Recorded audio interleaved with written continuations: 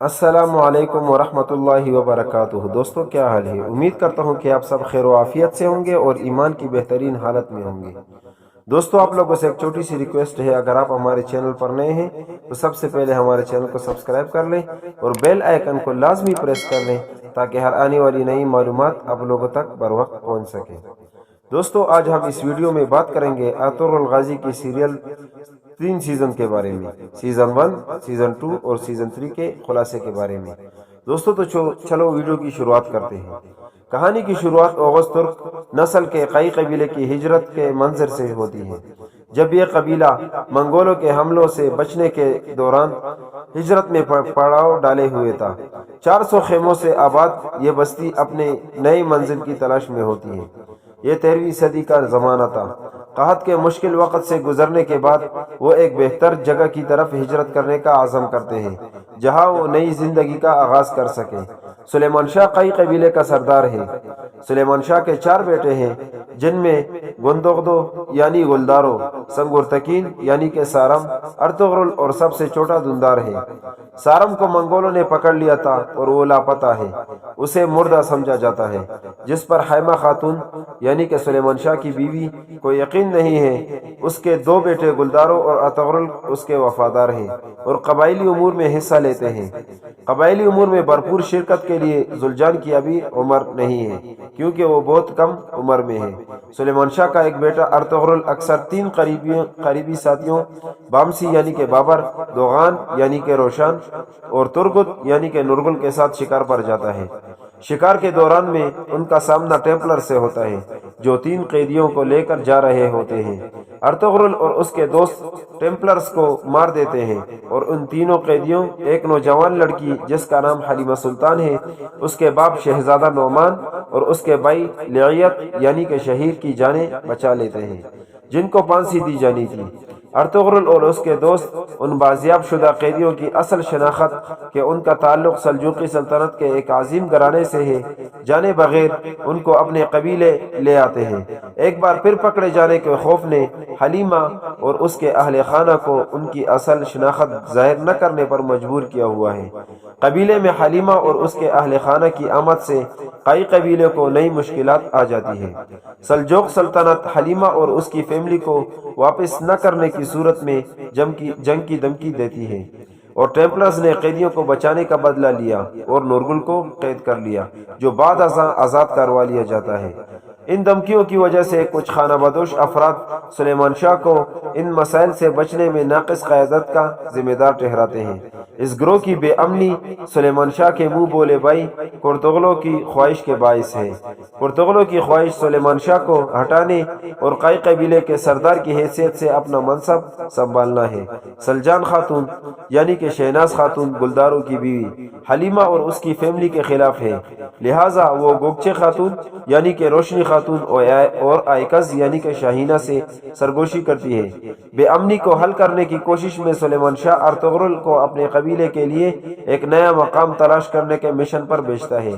خاص طور پر وہ ارطغرل اور اس کے 3 ساتھیوں کو امیر حلب العزیز سے معاہدہ کرنے کے لیے حلب بھیجتا ہے، جہاں ارطغرل کو پتہ چلتا ہے کہ امیر حلب کے محل میں صلیبیوں نے مسلمانوں کا روپ دھارے ہوئے کام کر رہے ہیں، جو اپنی چالوں سے ارطغرل کو قید کروا دیتے ہیں، لیکن وہ کچھ شیر دلوں کی مدد سے آزاد ہو جاتا ہے۔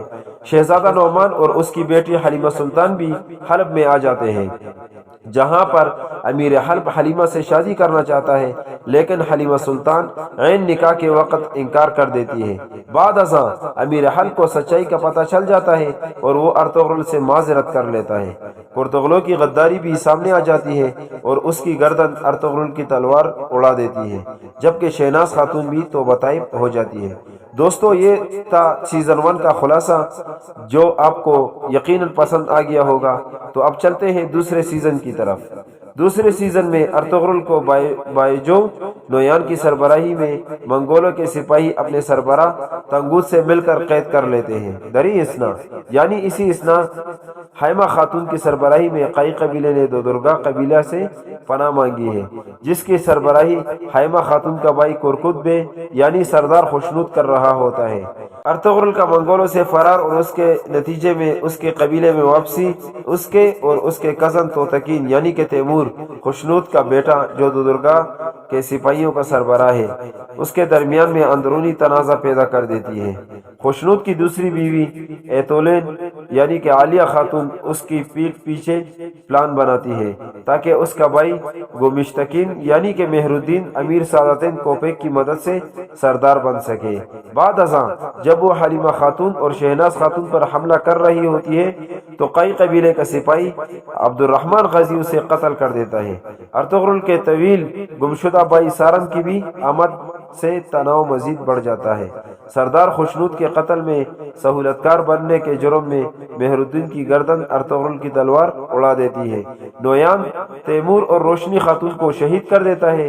شہزادہ شہیر اور زلجان نویان کی قید میں آ جاتے ہیں لیکن بعد میں آزاد کروا لیے جاتے ہیں۔ نویان کو شکست دینے کے بعد قئی قبیلہ اناطولیہ کی مغربی سرحد پر ارطغرل کے ساتھ شامل ہونے یا گلداروں اور سارم کے ساتھ رہنے کے درمیان میں تقسیم ہو جاتا ہے۔ آخر میں ارطغرل اس کے بھائی زلجان، حلیمہ سلطان اور حائمہ خاتون کے ساتھ 400 دیگر افراد نے بھی اناطولیہ کے مغربی کنارے کا سفر کیا اور باقی قئی قبیلے کو پیچھے چھوڑ دیا۔ راستے میں شہزادہ شہیر شہید ہو جاتا ہے۔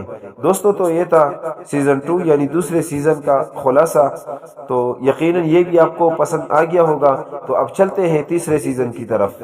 تیسرے سیزن میں ارطغرل اناطولیہ کے مغربی خطے کے سب سے طاقتور چودار قبیلے کے ساتھ تجارتی معاہدہ کرتا ہے۔